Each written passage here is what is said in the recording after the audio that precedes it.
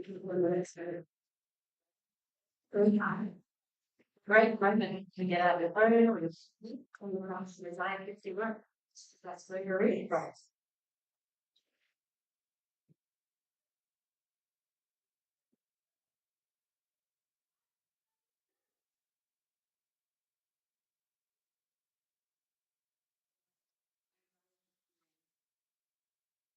Spirit of the sovereign Lord is on me, because the Lord has anointed me to proclaim good news to the poor.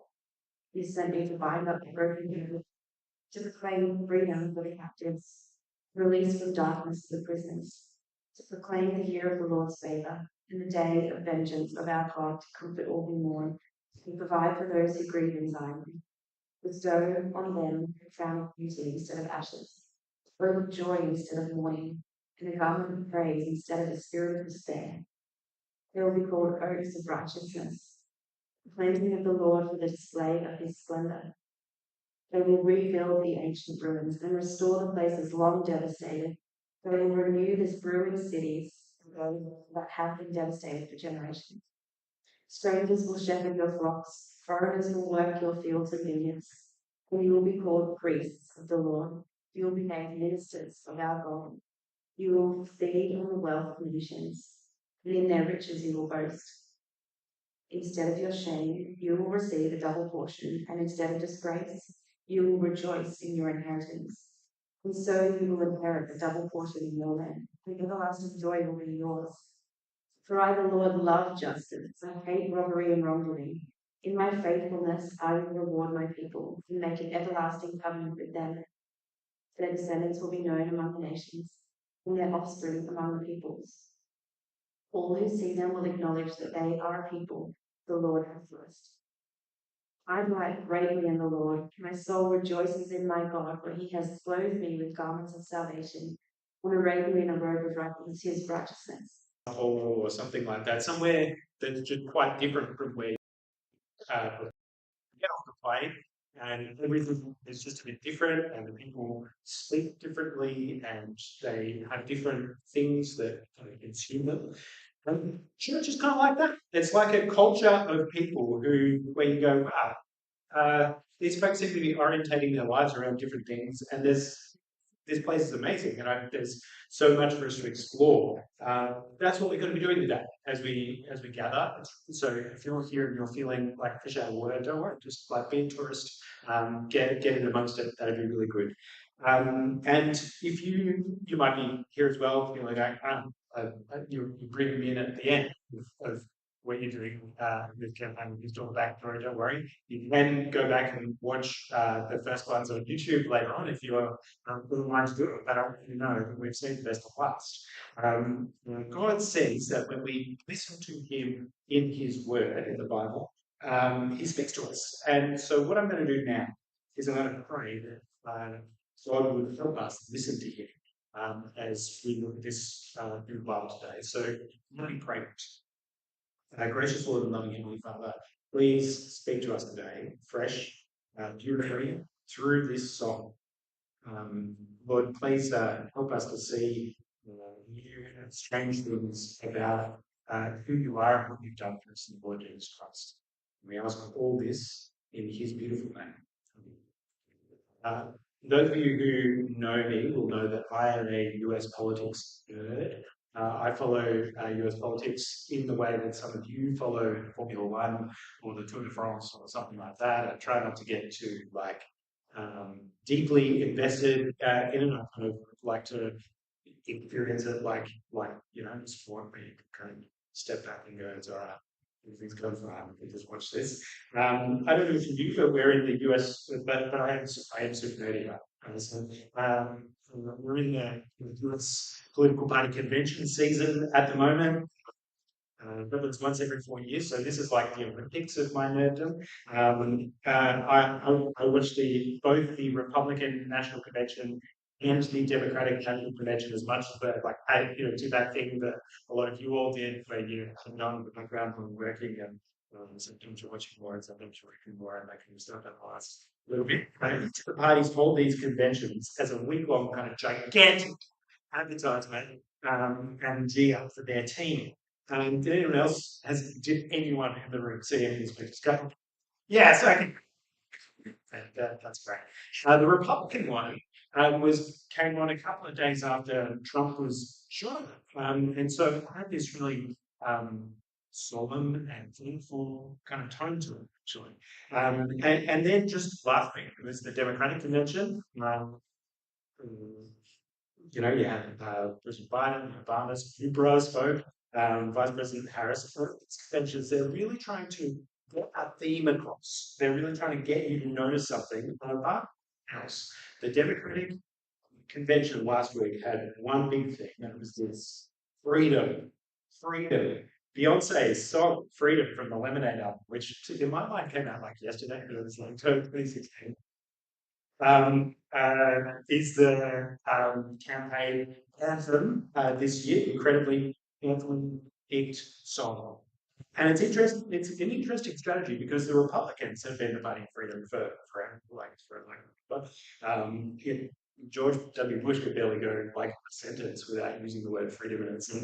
Freedom from guns, freedom from big government, freedom from evil around the world. And now the ticket is picking up the word freedom and saying, no, we're about freedom. But when the Republicans are about freedom from we're about freedom freedom to work a middle class job, to earn enough to live, freedom not to get shot in schools, that kind of thing. And that can be that for either the Republican or the Democratic Party. And neither would I want it to be, because here's the thing that we all know: it's all bluster, isn't it? You watch these things and you go, a tiny fraction of the things that you are promising us are actually going to come to pass. Yeah. Americans are fiends for being able to get themselves whipped up in these political frenzies where they're like, "Yeah, my team's awesome, and they're gonna lead us into some kind of utopia." They choose these messiah figures who are going to be the ones who are going to carry them into this new and beautiful utopia. And like listening to the football and Peanuts comics, the people are just going to find themselves disappointed again, aren't they? In 6 months, 12 months' time, they go, "Oh, my team's okay, but they're better than the others." But they're not going to deliver. They can't deliver. No one can carry the weight of the things that they are promising. No one can carry those expectations. It's not possible. Yes. But here's the thing: Americans are right to want to sing about freedom. They have a right to want to sing about freedom.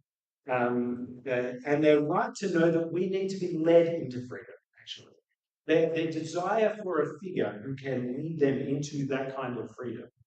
We who are in this room have lived extraordinary lives. We have very few enemies. We don't live in the fear of foreign aggression. We haven't experienced war in our soil since the World War II, right? We are spectacularly wealthy in here.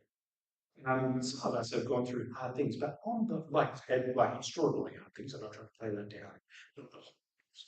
We're doing okay. Certainly, people in our bucket want God to be capital and flooding rates, don't we? When we don't hear about sin or judgment, we think that God should just love everyone, right? God should just love everyone. He should just accept everyone. Well, you only have to experience a hint of empathy for people who haven't got it as good as us to realize how incredibly unloving and gross the God like that. There's this theologian that I really enjoy reading, his name is Bob, and he's Croatian. He grew up in the former Yugoslavia. His dad was a pastor, and the government of the time actively persecuted his family. His dad was tortured in a concentration camp. Miroslav himself, as a kid, faced prolonged interrogations, sometimes days at a time. This kind of stuff leaves you with enemies. It leaves a scar in your heart. The kinds of scars, the kind of trauma that haunt the quiet moments of your mind. It really does. And Bob says, if God is going to be hospitable to the weak, is he really going to take the pain of the weak seriously, of those who have suffered seriously? That is going to require justice, It's going to require, it might even require violent exclusion of the oppression on behalf of those who. So we're used to thinking, we're not interested in a judge of God. We don't want to judge God. We want a God of love.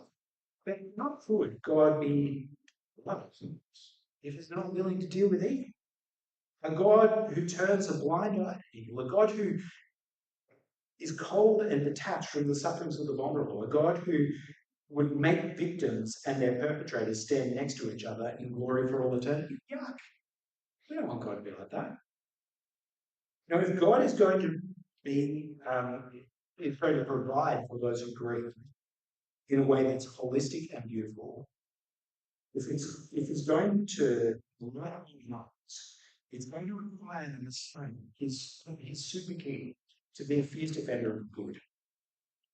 If that makes you nervous, the thought that God would be like that, hold on to that, we'll come back to it. But please appreciate it. God is not going to make victims and their perpetrators stand together in him because he's too lazy to call evil evil. And just go, no, it's fine. You just go, he's not going to do that. So now we've got that clear, that that's the kind of God we've got. The kind of God who stands on the side of the weak and the vulnerable.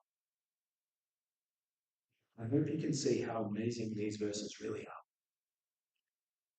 He's saying that there is no evidence that God people ever in the entire period of Israel, not once. It's never mentioned in any of the narratives. It kind of stinks, doesn't it? Because I think all of us would like to know how that worked out. Yeah. And some of us pure economists in the room. I bet some of you guys are ticking around now going like, how should a society where you like how can it even work? How monetary policy work in that kind of situation? Those of you who are like in other caring professions are like, what's that? I want to know too. I would love to know how this works. I mean, it sounds beautiful. It sounds really good.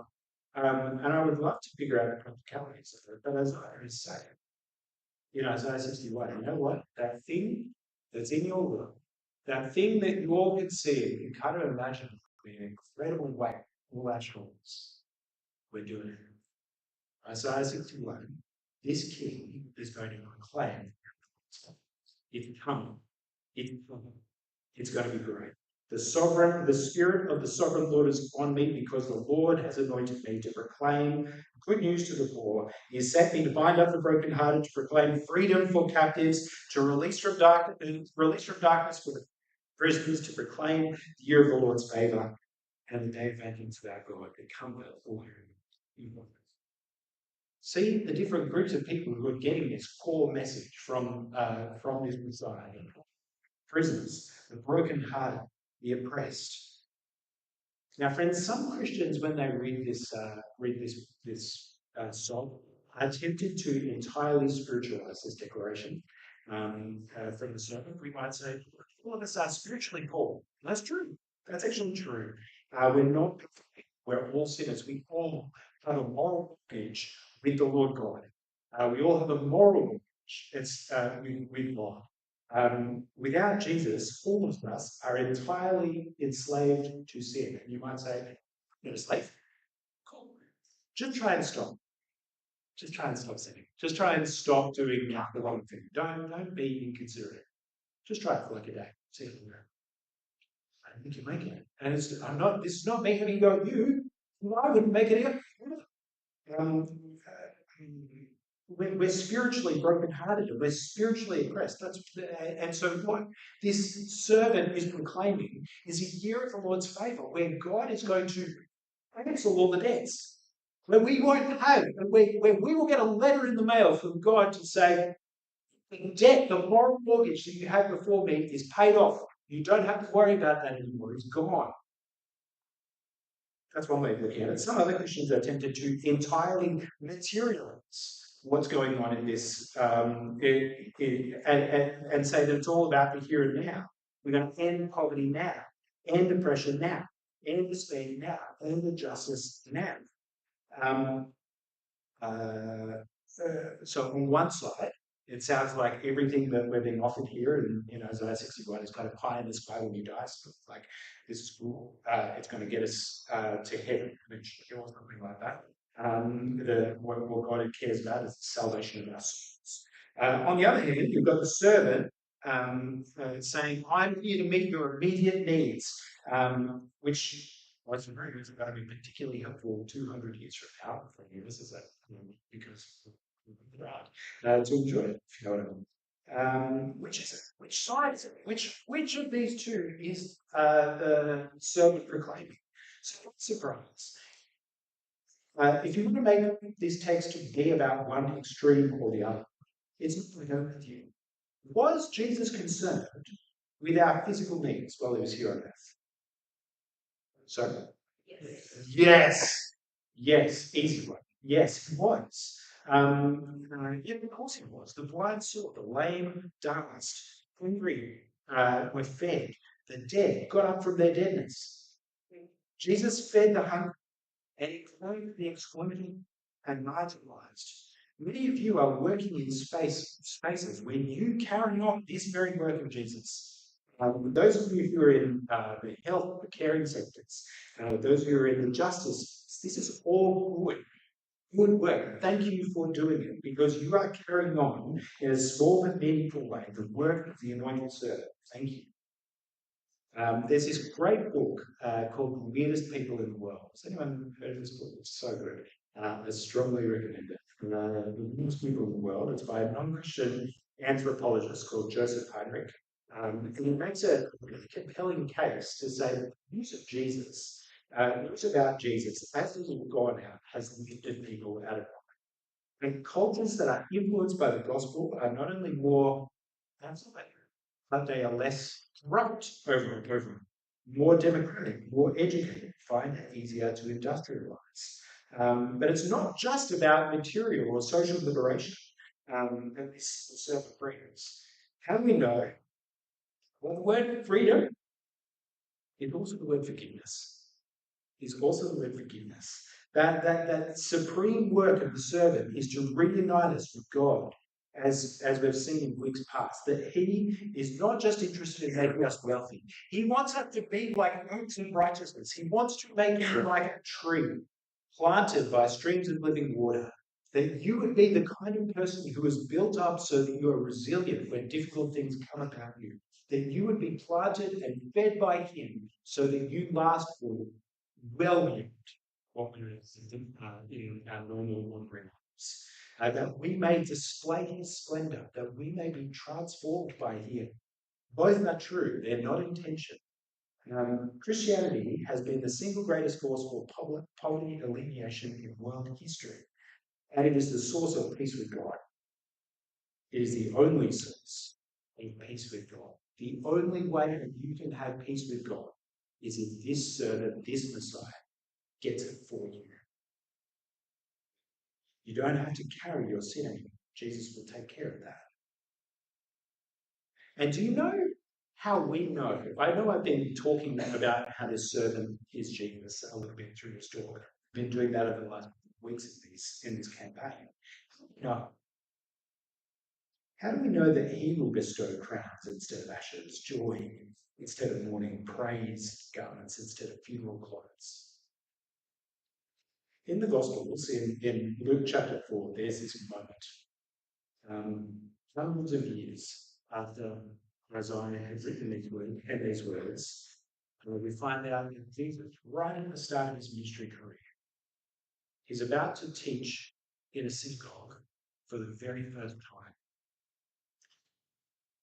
And he chooses as his anthem Isaiah 61, the freedom song. Let me read this to you. He went up to Nazareth, that's the town where Jesus grew up, where he'd been brought up. And on the Sabbath day, he went into the synagogue, as was his custom.